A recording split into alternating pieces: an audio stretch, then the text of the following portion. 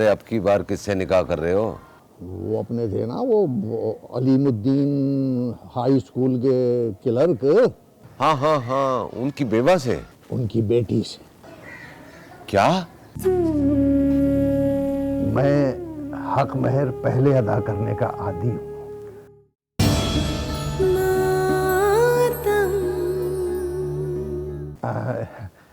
इजाजत दीजिए।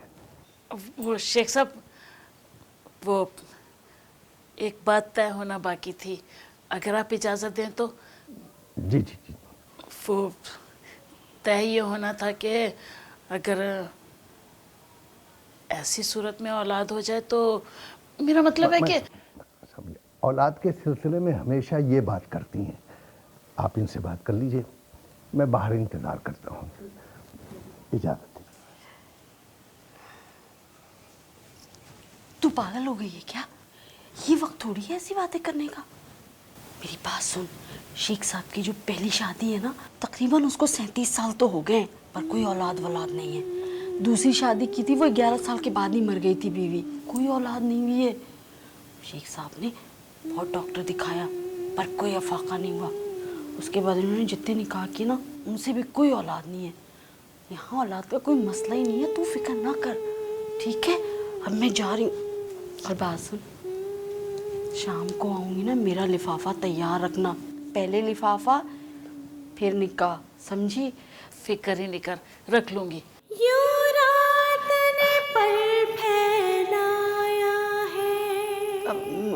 मुबारक हो। जा रही हूँ मैं।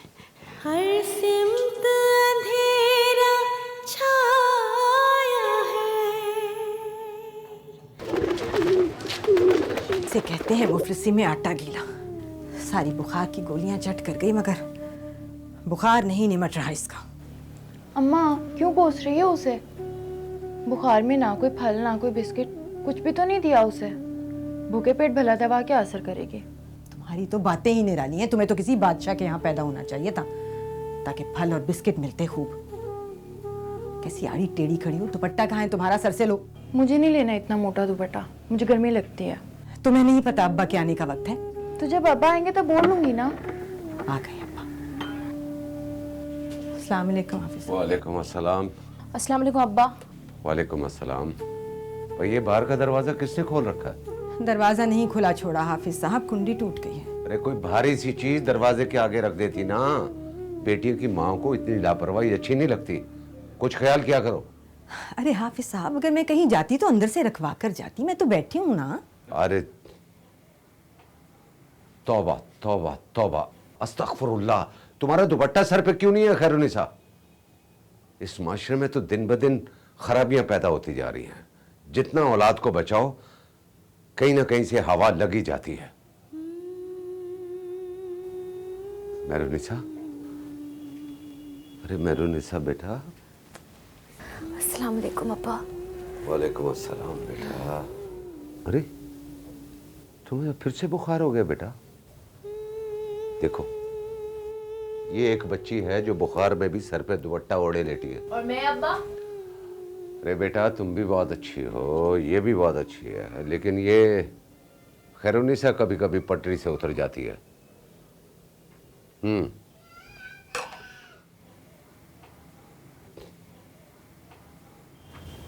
चमची कहीं की। और खैरुनिसा, दस्तरखान लगाओ, सब मिलकर खाना खाएंगे। हाय मैं मर गई। खाना?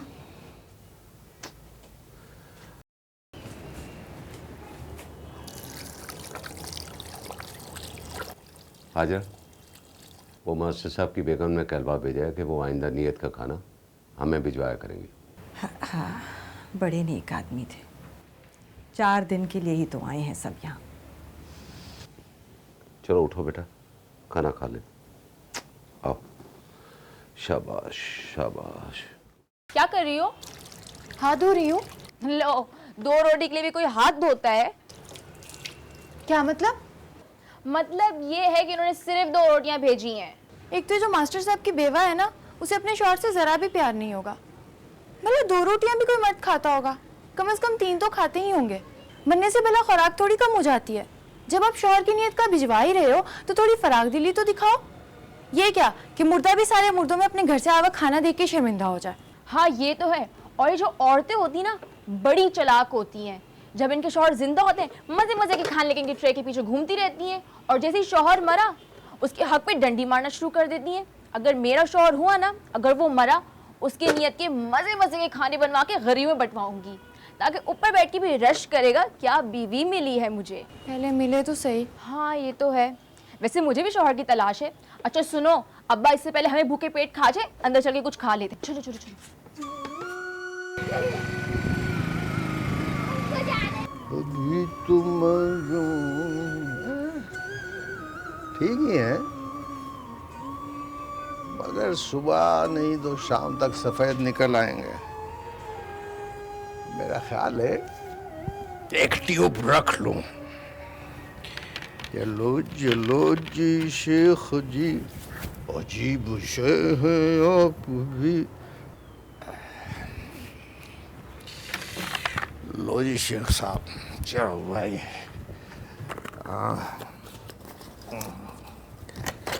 ये कमीज ये भी जल्दी से रख लूं, ये शेरवानी पहन लूं।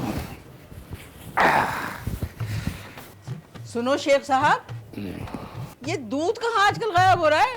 शाम की चाय पे नदारद, सुबह के वक्त खाली थैली कूड़ेदान में पड़ी हुई मिलती है। कहीं ये तुम अपने अंदर तो नहीं उंडेल रहे हो? और हाँ, आजकल बादाम के छिलके भी मिल रहे हैं मुझे पड़े हुए। क्या कोई नया मैदान मारने का इरादा है? फिर कुछ करने जा रहे हो क्या? अरे भाई, तुम जैसी शक्की और वहमी औरत ने मेरी जिंदगी बर्बाद कर दी। मैं मोहल्ला कमेटी और बाजार कमेटी के मुश्तरका इजलास में शिरकत करने जा रहा हूँ, बल्कि तकरीर करना है मुझे वहाँ। शायद देर हो जाए, बल्कि हो सकता है रात को ना आ सके। जिस मोहल्ले की बात तुम कर रहे हो ना, जिसमें पल के बड़े हुए, बड़े से जवान हुए, जवान से बूढ़े हुए, बूढ़े से खिजा भी बूढ़े हुए, उसका सब पता है मुझे। और वो बाजार जहाँ रात को 2:30 बजे तुम कलाइयों में गजरे पहने हुए आते हो ना, उसका भी मुझे सब पता है। वहम वहम वहम हजार दफा कहा है, हजार दफा कहा है, वहम का कोई इलाज नहीं। क्या करूं मैं? ये सज धज, ये खिजाब, ये शेरवानी, अरे कहीं तुम दूल्हा बनने तो नहीं जा रहे हो फिर? वहम का इलाज कोई नहीं है। कुर्ती रहो, कुर्ती रहो, कुर्ती रहो, यही काम है तुम्हारा। अरे लानत हो मुझ पे अगर अब मैं इस नेवले के घर में रहूं। ए अब्बा, मेरी आवाज आ रही है कि नहीं? तुमने किस अय्याश आदमी से मेरी शादी कर दी? खुद तो जन्नत में बैठे मजे कर रहे हो, मुझे यहाँ दोज़ख में फंसा गए। देख लेना, मैं अल्लाह मियां के पास आऊंगी तो शिकायत करूंगी तुम्हारी। यहाँ प्यासा प्यास पीता है, यहाँ भूखा भूख ही खाता जे भी बेटा, इसे ढक कर रख दे। मैरू का बुखार टूटेगा तो खा लेगी।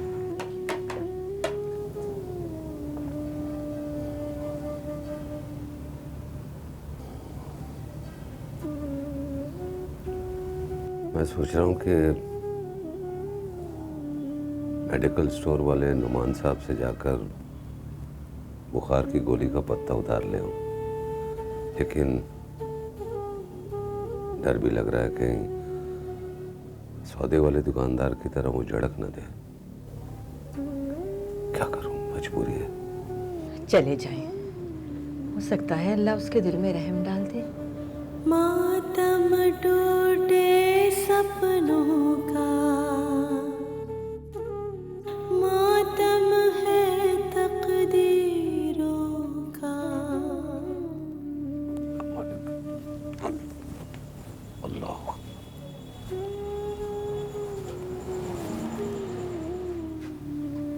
तो आजकल कोई मरता भी नहीं है। इन सारे डॉक्टरों ने मिलकर तो अम्मी और अब्बा का कारोबार ही बंद कर दिया है। कोई मरे तो उसको गुस्ल करा के कुछ खाने को तो मिले। 15 दिन से पेट भर के खाना ही नहीं खाया।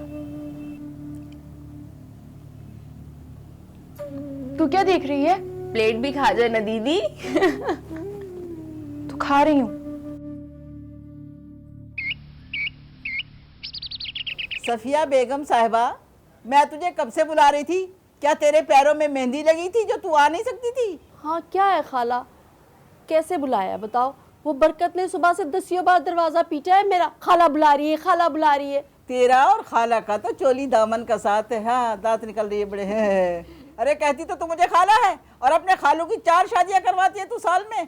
खालू ना हुआ वो तो तेरे लिए सोने की कान हो गया। मैंने सुना है कि तूने कोई नई ला के दी है उसे। खाला, मेरी तरफ से तुम्हें गलतफहमी क्यों हो जाती है? ये पूरे शहर में मैं ये गरीब मिली हूँ तुम्हें शक और वहम करने के लिए। देख, ये जो डंडा है ना, बात करने के लिए कम और हड्डियां तोड़ने के लिए ज्यादा है। सारे मोहल्ले वाले जानते हैं कि खाला का ये डंडा और खाला कैसी है। तू ये बता, उस लंगूर ने नई वाली को लाके कहाँ रखा है? क्या है खाला, तुमने अपने घर मुझे इसीलिए बुलाया है कि अपने इस डंडे से मार मार के मेरी हड्डी पसली तोड़ दो? चल तो फिर ठीक है, अपने घर में नहीं तेरे घर चलकर ऐसा डंडा घुमाऊंगी कि शर्म नहीं आती तुझे? ओह खाला, मैंने ऐसा कुछ नहीं किया है। हाँ, तू तो पहले भी यही कहती थी कि मैंने कुछ नहीं किया है। मुझे पता है उस बुड्ढी घोड़ी के लाल लगाम की वजह तू ही है।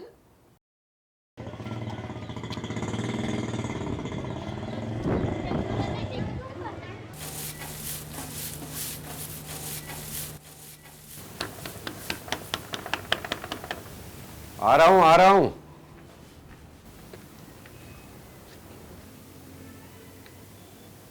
ये फरमाइए। अस्सलाम वालेकुम हाफिज़ जी। वालेकुम अस्सलाम। हाफिज़ जी, वो सामने वाले घर से आया हूँ मैं। वो दरअसल डॉक्टर शौकत की ज़ोजा नसीन बेगम का इंतकाल हो गया। ओह,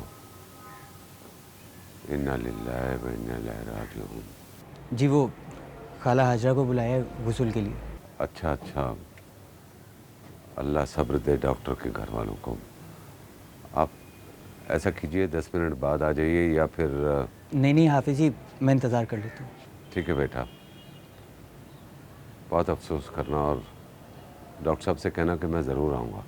जी हाफिज़ जी, वो उन्होंने कहा था कि अगर जनाजा आप ही पढ़ा दें तो। ज़रूर, बस आधे घंटे में हाजिर होता हूँ, फिर सब देख लेते हैं। ठीक है बेटा? ठीक है हाफिज़ जी। खुदा हाफिज़।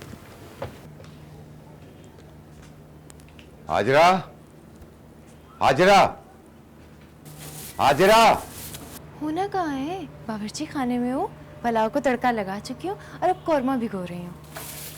जी खैरियत? वो डॉक्टर शौकत की बेगम का इंतकाल हो गया। इन्ना लिल्लाहि व इन्ना इलैहि राजिऊन। फिर से? वाकई? क्या बदतमीजी है भाई? हाँ, किसी के घर में मातम हो रहा है और तुम लोग इस तरह की हरकतें कर रहे हो। शर्म आनी चाहिए। वो लड़का बाहर खड़ा है, मैं उसके साथ हूँ। तुम ज़रा जल्दी से तैयार हो जाओ, वो मैयत को गुस्ल भी देना। मैं बिल्कुल। आ जाओ। जी।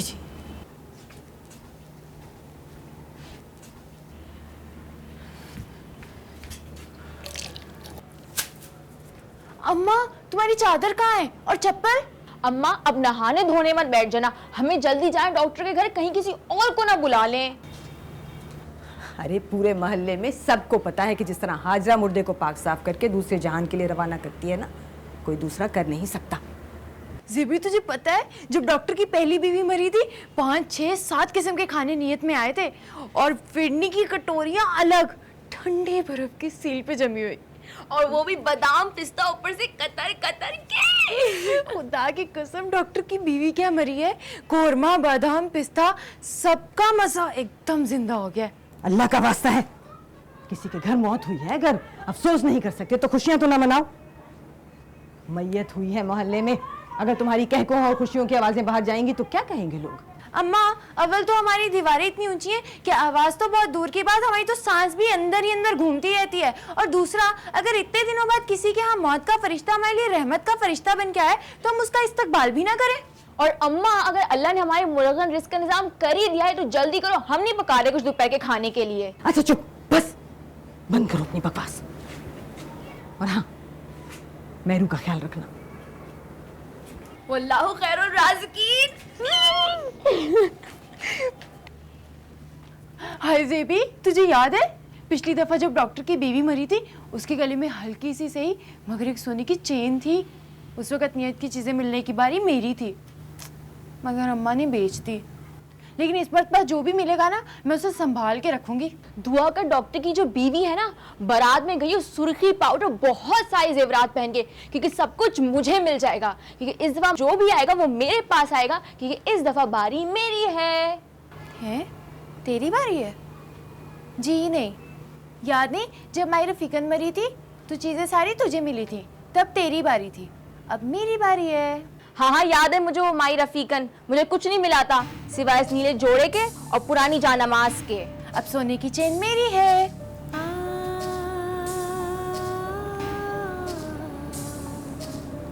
क्या अल्लाह हम पर रहम कर। क्या हो गया इन दोनों को?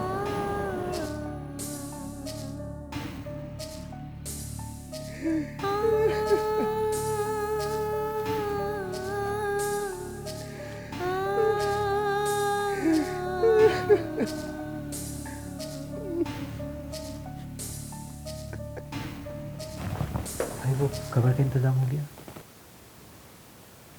हाँ हाँ हो गया। वो जो गुस्ल देने वाली खातून को आना था वो आ गई? जी वो बस पहुंच गई हैं और आधे घंटे में गुस्ल शुरू कर देंगे।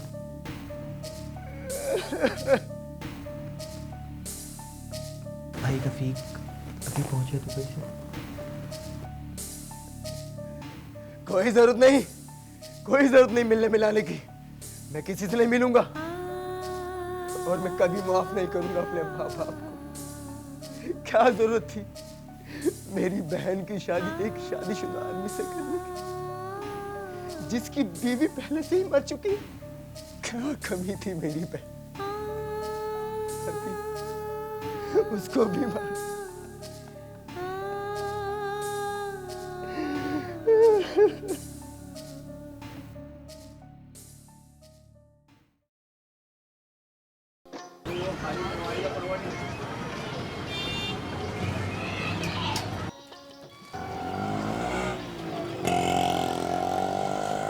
माशाल्लाह माशाल्लाह, अगर ये तू थोड़ी सी जुल्फे कतरवा ले तो बिल्कुल दबंग वाला सलमान खान लगेगा। पता ही चलेगा सलमान खान कौन है। हाँ लेकिन एक रंगीन चश्मा लगाने की देर है। अबे पता ही नहीं चलेगा कि सलमान खान कौन है और चश्मा लगाने वाला बंदर कौन है। अब्बा अगर मैंने बाल नहीं कटवाए तुम इस तरह मजाक उड़ाते रहोगे, और तुम जो पट्टा कहते रहते हो उसमें अगर एक लफ्ज लगा लो तो गाली बन जाती है, और तुम मेरा ही मजाक सबके सामने क्यों उड़ाते हो? इस दुनिया में है कोई ऐसा जो अपने इकलौते बेटे को सबके सामने इस तरह मजाक उड़ाता हो? अबे तारीफ ने याद रखियो है, बीच बीच में तो जुमले उड़ा लीजिए। और वो जो मैं तुझे सलमान खान कह रहा हूँ दबंग वाला वो है। और फिर वो जो रंगीन चश्मे वाला बंदर भी तो कहते हो। अबे वो तो जब बॉक्स ऑफिस में तेरी फिल्म फेल हो जाएगी, जब तू सलमान खान से बंदर बनेगा ना।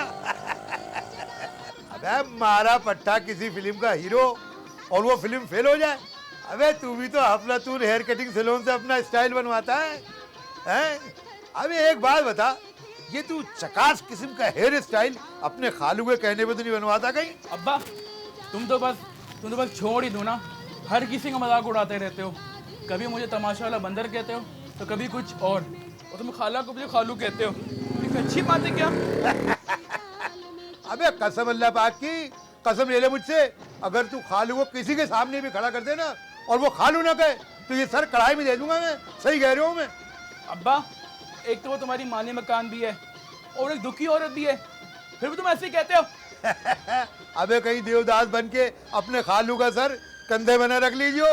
अबे वो ऐश्वर्या राय थी, ये तेरा खालू है खालू।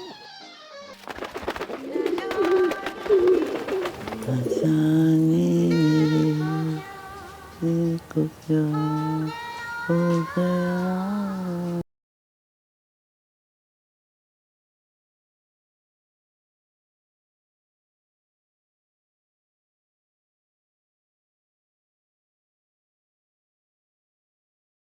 मातम सूखे आबों का, चूड़ी मेहंदी ख्वाबों का,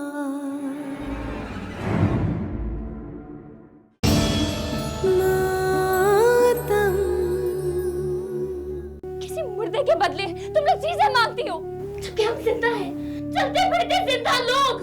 बस मातम है रिवाजों का, कबूल कबूल अनपढ़ गलत कबूल।